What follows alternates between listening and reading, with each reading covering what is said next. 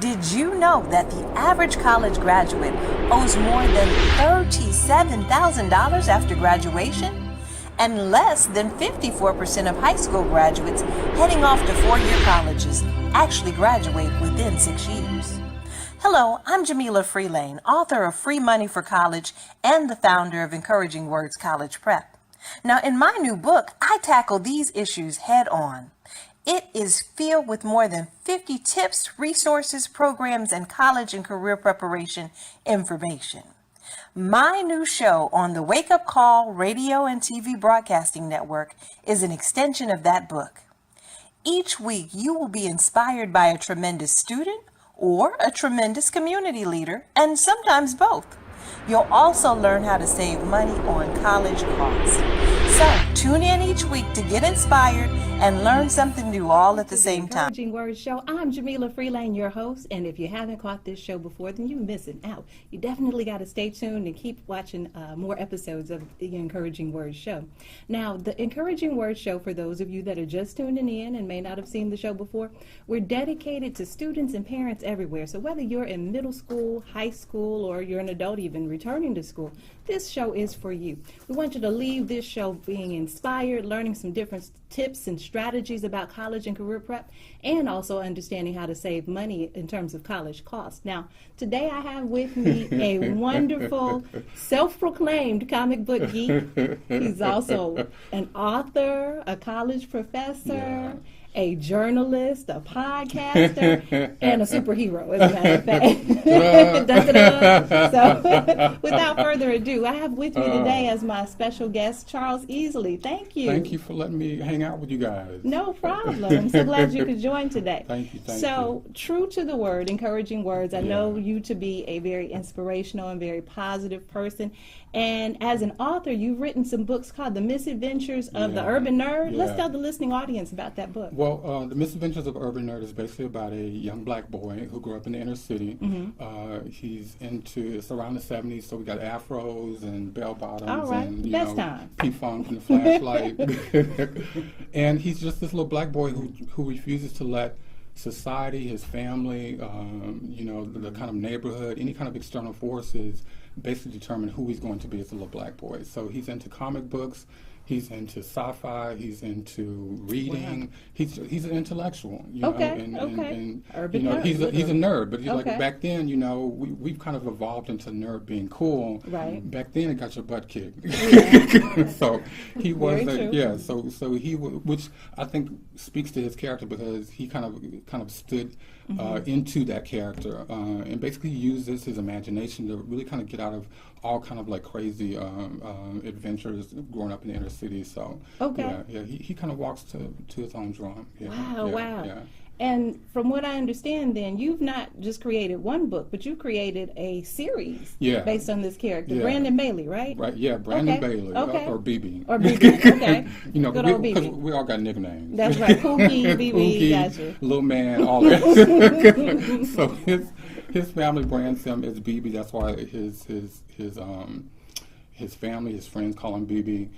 But basically, the series is kind of like all through his adventures. The first book, which is I'm BB, which is basically just kind of introducing him, his adventures. Okay, let's hold that up for the listening audience to see. It's in mundane things, like, just something like as simple as going to the washateer. Back then when you can drop your kids off with like mace and a GPS and all this other stuff, his mom would drop him off because, we didn't have a wash and dry. So, he'd be loaded down with a pocket full of quarters, and that was his thing. He'd have to sit up there and wash clothes, and he was the only boy, so he's embarrassed because he's washing all his sister's stuff. And that's an experience. It's a character builder. It's a character builder, And so one of the scenes is he's in the washateer, and this whole washateer. That's what we call that in the Texas. Okay, I was waiting for laundromat to come up, and I didn't hear it. I was like, okay, I've got another. Washateer. Yeah, washateer. Okay, so that's a regional thing. That's a regional thing. Okay. What do y'all say? Laundromat. Or what is it, lavandurian, if you're in the Spanish-speaking side of town. All right, just saying. It's like washateer. So that's where he got his business from. And there's a scene where he's into his comic book, so he's not paying. Because back then it was crowded, so you had to like pay attention when people were switching stuff out. Right, and so, right. Taking your drive. Right. So there's a scene where this older sister is holding up some of his sister's underlings and talking about whose stuff is this, and he finally has to like fess up. Right. And he's trying to whisper like mine, and he finally has to scream, it's mine. And so yeah. Okay. So you get all those kind of like crazy things going on. Okay. So some of his life experiences. Some of his life experiences. Okay. So now does he stay the same age in the whole series, or is it like an evolution? Yeah, right now. Like BB goes to college. Right. Like how does that work? We're gonna get there, but right now it's kind of like Everybody Hates Chris. And I used to love that show. Yeah, it's like that where, and that's where people like, what is the age difference or age range in terms of who reads this? The central character is young, but like the series Everybody Hates Chris, you have these adult characters, you have these kind of like adult themes, and he's very kind of adult in terms of his vocabulary and how he kind of expresses himself. So there's a little bit for everybody in there. Okay. So now that was the first book. So tell us about the second book. The second book is Speechless. And this is about, for those of us who grew up in the church, about the dreaded Easter speech. and not to generalize, boys, we're not as bright when we're younger, so we usually are, at least I was vying for like the little small verses.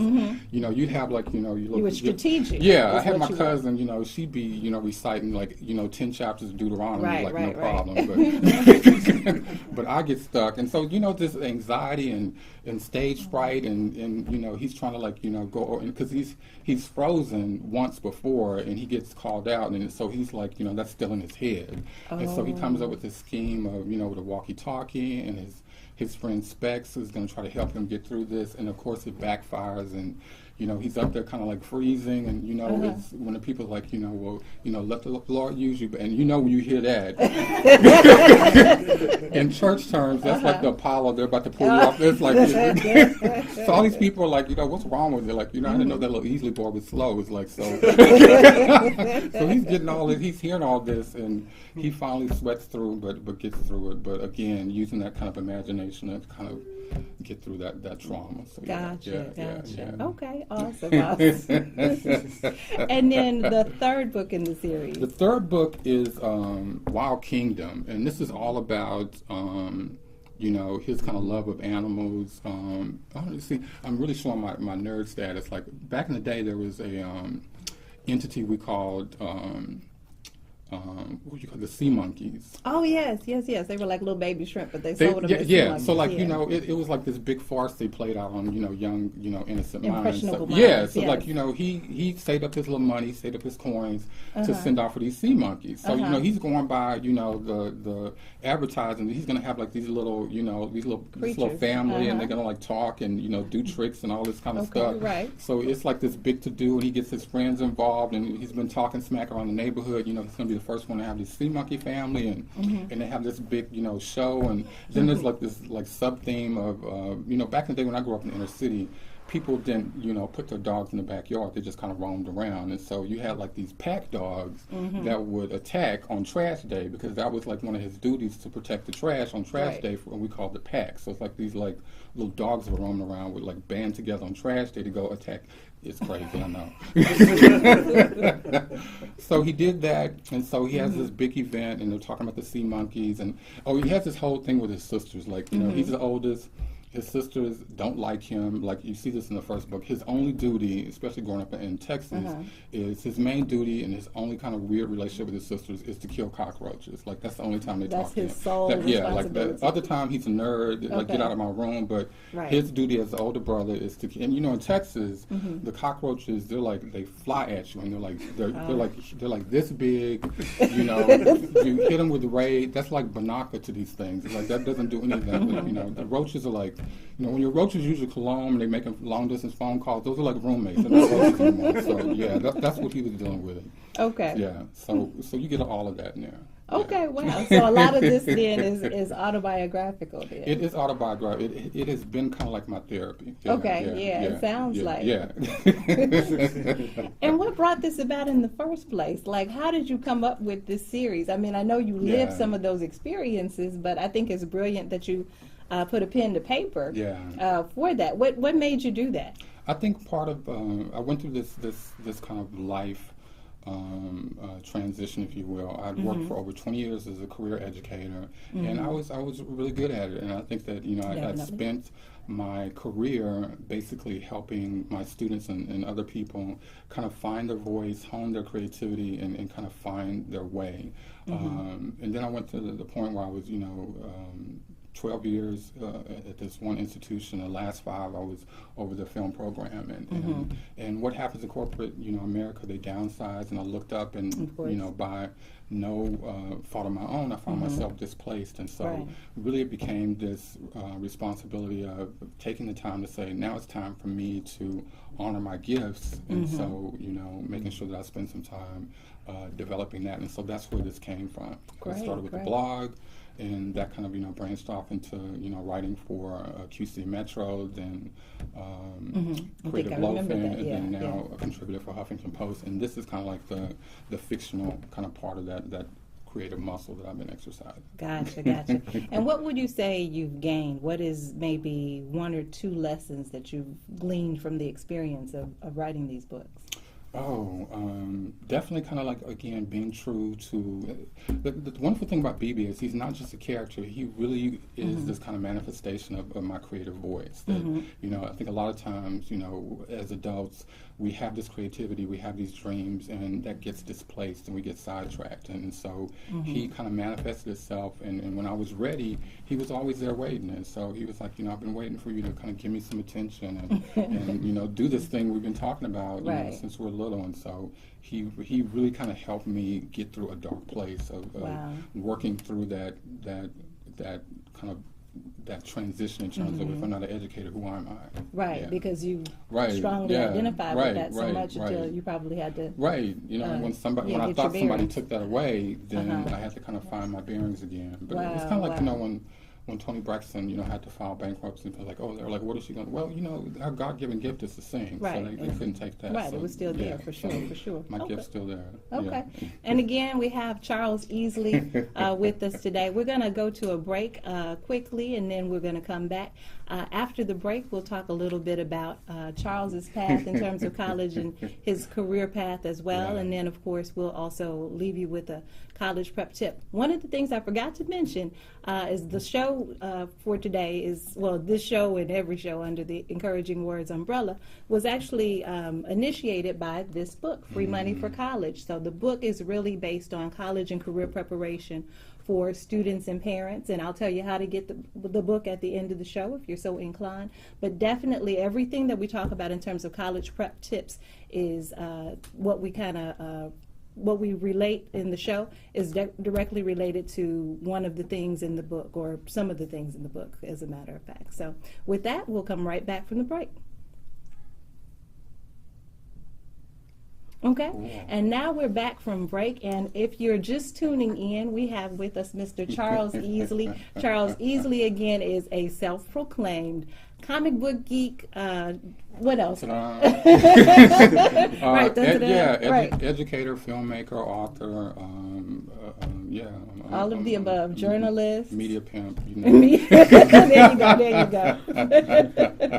I hear you. Well, you definitely taken a non-traditional path. You didn't go straight from high school and then come out in 4 years. You definitely took some time to find yourself, and as a matter of fact, obviously you've done a great thing, and it's all about the journey and then your destination as well. So tell the listening audience, for those who may feel that they maybe have let themselves down or been failures or something like that, if they maybe started school and stopped for whatever reason. Life happens. It happens. When I was started college, I always jokingly say I went to 7 schools as an undergraduate. Some I left, some I was asked to leave. Real talk. But through that process, back then we were not as conscious and in tune to basically creating a space for minorities. And so I went through some challenges, going to institutions, larger mainstream institutions, and what was happening is they were letting minority students in, but they were not changing or adapting the culture to ensure that we were successful. And so a lot of that onus was put on the student. But I was just one of these hard-headed black boys that I knew I wasn't stupid. I knew I wasn't nothing was wrong with me. I just felt like I hadn't found the right village to kind of help facilitate my success. And it's funny because like when I was looking at colleges, my mom told both my sister and I, you need to go to a historically black college. And like, you don't know what you're talking about. When you listen to your parents and And how old were you? I was just right out of high school. Like, oh yeah, so your parents never know anything at that point. Yeah. So I'm thinking, I want to go to this big state school, and they beat me up in terms of my self-esteem, because it was, and I saw so many of my other friends, because we'd all went out to this University of Texas, all went out to this big, huge school, and there were probably 30 of us from my high school that all got this kind of like... Oh, from your high school. I thought you were going to say overall. Yeah, the 30 of us from a high school who were accepted. I think at the end of the day, there were only 2 of us that actually graduated from that school. The rest were so, I think, disenfranchised, they ended up just dropping out, period. I was just hard-headed. I was like, I've got to find my way. And so that's when I finally went to a historically black college, Houston Tillerson, Pops, HD, in Austin. And it's what we all know. It's affirming. It's the first time I went to a classroom where somebody looked like me. It was like being, in this family environment.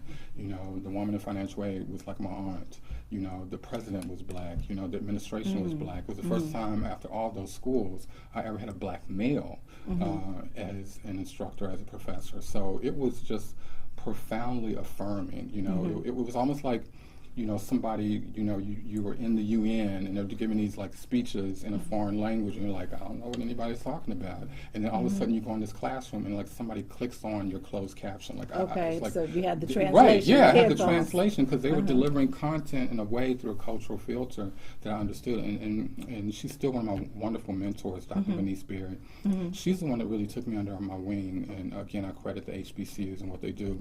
She says that you are smart, you are talented, you are creative. What I'm going to teach you how to do is how to negotiate a mainstream environment and still maintain your cultural voice, and that's what I learned how to do. Okay, excellent. Great. And was your major the same at each one of those institutions? Okay, no. So tell us about that path, because that actually ties into another show that we have. If you guys are not familiar with the Wake Up Call radio and television broadcasting network, we have a show called the Multiple Intelligence Project, and the MI Project actually specializes in sharing what level of genius or what your area or your gift is. And I think when students and parents can understand, at least as early as middle college, or not middle college, middle school, that can put you on a totally different trajectory for sure. And that's actually what I talk about in the book too. That's something I just emphasize over and over again. And I think it's about exposure. One of the things that I found, I went to first of all, my mom fought hard because back then, and they still do it, they were trying to put me in these kind of learning challenge classes. And that happens a lot. Because they said that, he's not paying, blah, blah, blah. And paying finally, attention. Right, because she was like, this boy's had a library card since he could walk. So she was not here. I had an advocate. A lot of young black kids don't. And she was spot. So they tested me. They got me into magnet schools. And they found out I wasn't stupid. I was bored. And so they put me in this magnet school. And all of a sudden they're delivering content in a way that was engaging. And I think that's what it's about, is making sure that you have exposure. Because I went through all these majors, it was because I was trying to figure out how to funnel that creativity. So what major did you start off with? So the high school I went to, which was magnet school, was High School for Engineering Profession, which I think later found out was really more college prep. So my first major was in mechanical engineering. And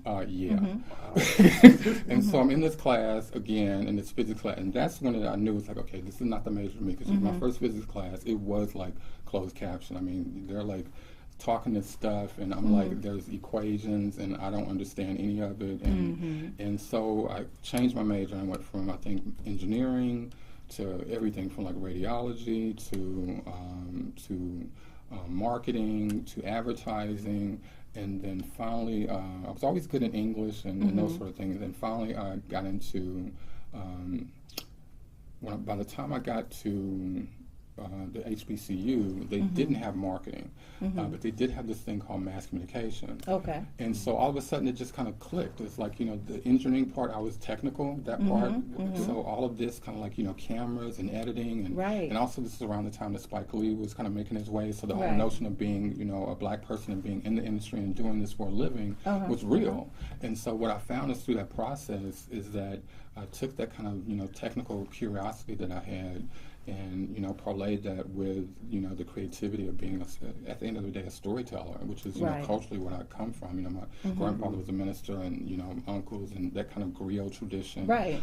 So I just That's found exactly what the word I was thinking. So you just kind of found a way to kind of parlay that into now what was a career. At the angst of my family, because, in the back of the day, unless you're doing something like engineering, which in my father's and my family's are like, okay, that's going to get you a job.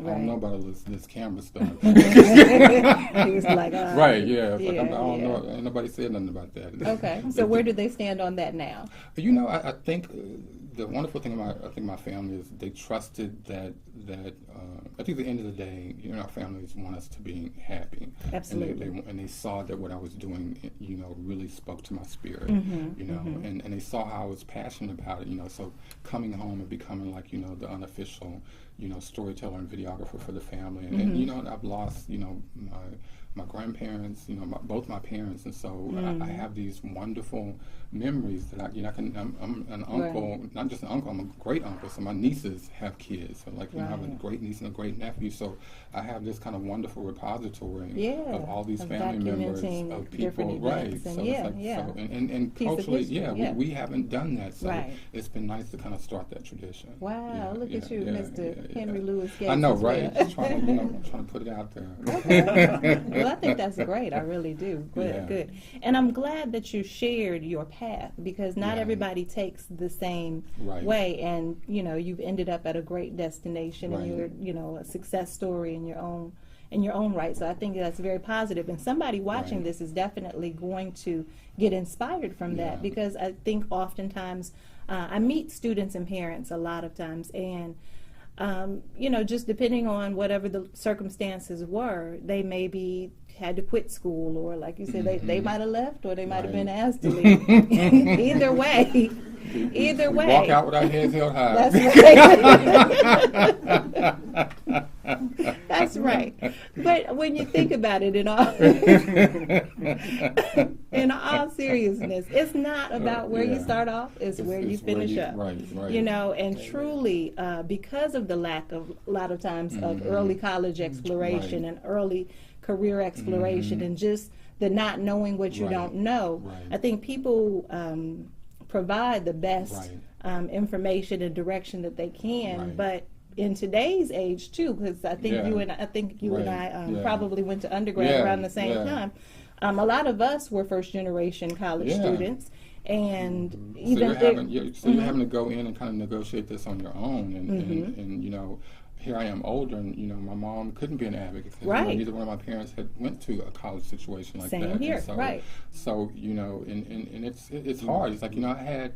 Again, we don't talk about sometimes when young people and students are put in the wrong situation. Yes, and that happens more often how than traumatic that can be. Because I had people who were instructional leaders. You go to the so-called dean of minority students, and they tell you, you're telling them that you're having a crisis with financial aid, or these things aren't happening, and they're telling you that well, maybe you should sit out a semester. And I'm thinking, okay, wait a minute. I know even at this young tenure of my age that statistically if myself as a black boy sits out, I'm not coming back. And you're supposed to be an instructional leader, and that's your advice. So I immediately knew that and people telling me that you can't write, you don't belong here, you need to change your major. So it's all of this kind of negative reinforcement, and unless you have an advocate, unless you have somebody who understands those environments to kind of help steer you in the right environment that's going to be more nurturing and affirming of who you are as a kind of young scholar, that's important. Yes, I agree. I agree wholeheartedly. You actually made me think of an experience that I had when I was in undergrad as well. And I was a journalism major. Now, was kind of important to journalism. Your yeah, writing, and I was broadcast. I was TV and radio, but writing is key. Yeah. So, and it's funny because I remember taking a class that I found out later on I wasn't even supposed to be in the first place, and it was a lower level class. They didn't call it English. They had some sexy at the University of Illinois. It was called rhetoric. Okay. And English rhetoric. Trying to dress it up. Yeah, dress it up. It was English. Let's quit playing. It was English. But I can remember getting a D in the class, and I knew good and darn well I could write. It was amazing because not only do I have a sense of sitting structure, but I had my own news column when I was in high school. I was always a top student in English. So to come to this level, and then what was funny is the next semester I took another English class that I actually was supposed to be in the first class, and got a B in the class. So it wasn't really about my writing so much as it was somebody's personal opinion. So I had to learn that. But like you said, had I been deterred by one person's opinion or that person's ignorance, at the end of the day, what would have happened is I, could have shied away or taken a different path. And I love the path that I've been on and still on. But and that's great. And as a result of my writing skills, came up with a book and everything. So I understand you. I definitely can understand that. So tell me a little bit more about your current things. I know the Huffington Post, and when I saw one of the first articles that you published in the Huffington Post, I was so proud. I was like, do it. So tell me about some of the most popular or most well-received articles that you've had that were published in the Huffington Post, because there's been several. I think one of the big ones that I think was popular is my take on the different merits of what patriotism is as it relates to the mainstream, as it relates to people of color. And I use kind of the whole issue of Colin Kaepernick. And I also talked about this in class. I was doing a kind of media theory class at the time. And so we used Kaepernick as a kind of jumping point to have this discussion in terms of, one of the things I always kind of propose to my students is who has more power, the individuals or the media, especially as kind of, young stewards of the media.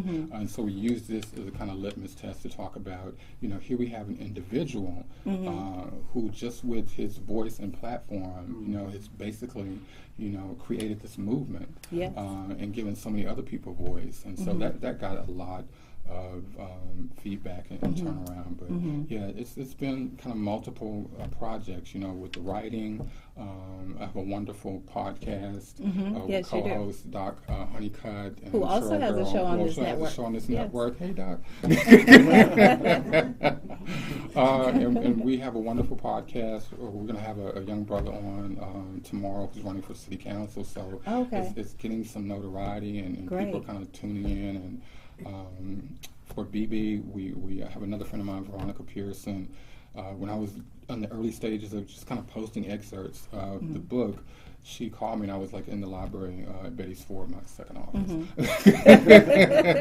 Where they know you by name. They know me by name, so I was in there writing, and she gives me this call, so she's like, what are you doing this book? It's like, well, I'm just trying to finish it right now. She's like, this has to be a visual. And so long story short, she said, I'm going to let you finish this. I need you to turn around the script. So as soon as I finished the first book, I worked on putting together a script for a pilot for television.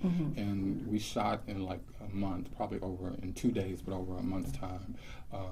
And she got together the crew, the actors, and her son played BB. And so it was this again, transforming experience of seeing what started off as just a short story to now see this on, the big screen. And now we're hopefully trying to shop it around. We're putting it out there. We want it to be on Netflix. So now you have a trailer then for that people can see on your Facebook or your website? On my website, if you go to charleseasley.weebly.com, there's a whole tab there for Urban Nerd. You'll be able to see the trailer behind the scenes and just all things nerd stuff as it relates to BB. So, That's great. And where can people find your book again? Let's hold that up for the audience. So you can find BB at Amazon. And also my website. Thank you. Charles Easley. Weebly.com. Support a nerd. These afros and comic books ain't cheap. Oh, now, I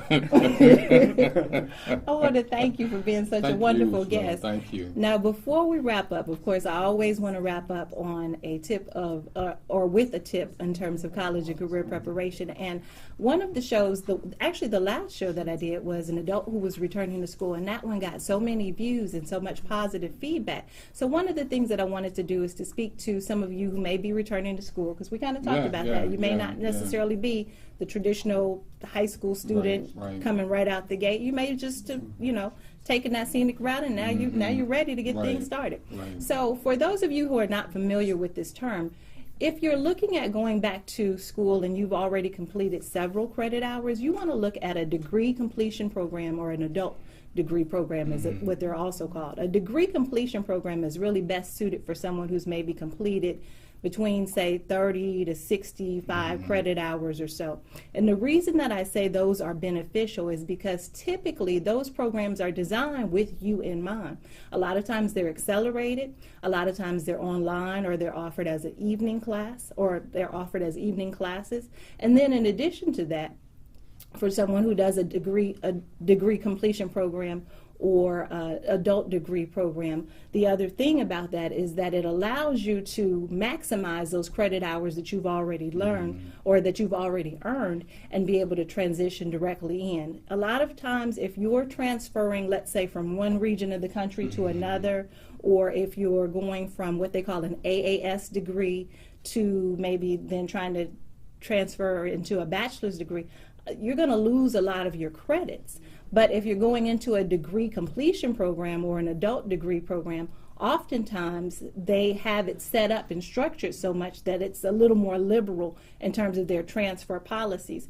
Typically with any college or university, no matter where it is you go, you mentioned University of Texas, my alma mater was the University of Illinois. No matter where you go, if you're going to get your degree from there, they have stipulations in mind that you have to have completed X number of credit hours in order to have the degree which says University of Texas or Illinois. So a lot of times when they have it set up like that, you may not get a bulk of a large percentage of your credit hours to transfer in, but if you go under a degree completion or adult degree program, oftentimes, again, you're able to maximize or transfer in more credit hours than you typically would be able to.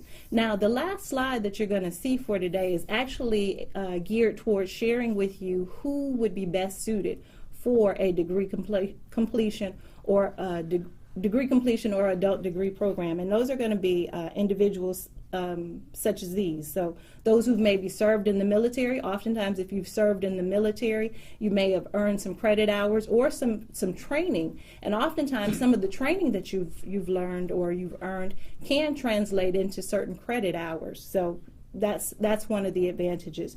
Another one is if you've completed an AAS degree. That's an applied associate of applied science degree. Not to be confused with an Associate of Arts or an Associate of Science degree. An AAS degree is typically technical in nature, and a lot of times if you've gotten a technical degree, let's say something in maybe welding, I'll use welding because I work for a school that they specialize in welding, and if you're specializing in welding, a lot of times most traditional colleges and universities don't have bachelor's degrees in a welding program. But if you go into a degree completion or adult degree program, you can get, again, the maximum number of those credit hours from that technical degree to transfer in. Literally, this can save you thousands of dollars. Last two examples I want to give you. Again, we talked about if you're returning to school already. We talked about if you've returned after a long period of time and completed a lot of credit hours. But if you need to complete a bachelor's degree within a short amount of time, maybe, for example, you're up for a promotion and they need that person that's completed a bachelor's degree and thus far you've only completed an associate's or you have maybe a little more than associate's degree credits, then going into a degree completion program can be very helpful for you. And then last but not least, if you're wanting to go into a bachelor's degree program, but let's say, for example, your degree is going to be in something broad, A lot of times, again, if you've completed a large number of credit hours and then you want to go into something broad like business management or marketing, an adult degree program or a degree completion program can be the thing that will save you literally thousands of dollars. Now, this is not the thing you want to go into if you're planning on getting your bachelor's degree in archaeology. That's not the one. But if it's something more broad like marketing or business management, this could be a great fit. And that last slide shows those examples of who would be best suited. I want to thank you guys so much for watching, and I want to thank my wonderful guests for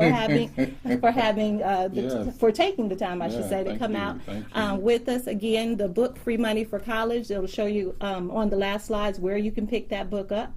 And then if you're not familiar with when the show comes out, every Thursday the link comes out on Facebook, and on Saturdays it comes out on YouTube. I hope you'll stay tuned or you'll keep watching.